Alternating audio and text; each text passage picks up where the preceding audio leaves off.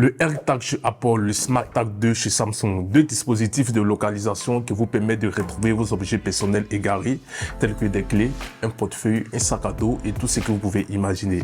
Ici, nous allons essayer de les opposer sur plusieurs rubriques et nous allons déceler ensemble lequel des deux est le meilleur, Apple ou Samsung.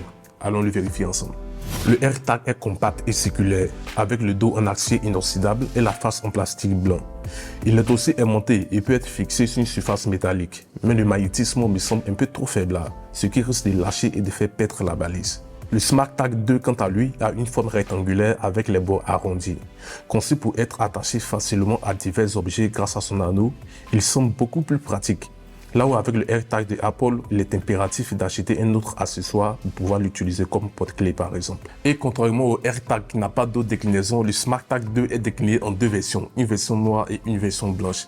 Les deux balises sont étanches et certifiées IP67. Son anneau d'attachement et sa déclinaison en deux couleurs font que le SmartTag 2 de Samsung remporte cette manche avec 4 points contre 3 pour le AirTag de Apple. Pour la compatibilité, c'est que les appareils Samsung pour le SmartTag 2 et que les appareils Apple pour le AirTag. Il s'agit d'une contrainte technique ou une histoire d'égoïsme de la part de ces deux marques, on ne sait pas trop. Je leur donne 3 les deux.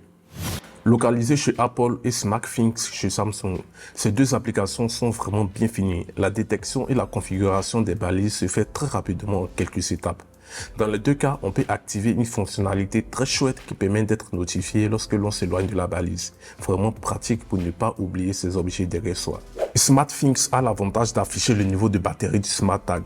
Mais l'application est un peu lente. Il faut patienter plusieurs secondes à l'ouverture de l'application et passer plusieurs étapes avant de se connecter au SmartTag.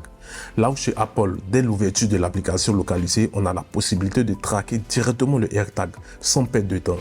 Et ça peut être décisif suivant les situations. Mais le plus gros avantage de l'application localisée de Apple, c'est qu'elle permet de rechercher le AirTag même sans connexion, ce qui n'est pas possible chez Samsung. Du coup, si vous perdez vos clés par exemple dans un lieu où il n'y a pas de couverture internet, disons dans une forêt lors d'une randonnée, ou si vous n'avez pas de forfait internet sur votre smartphone, ou même s'il y a simplement coupure d'internet, il vous sera impossible de compter sur les SmartTag 2 de Samsung pour localiser vos clés.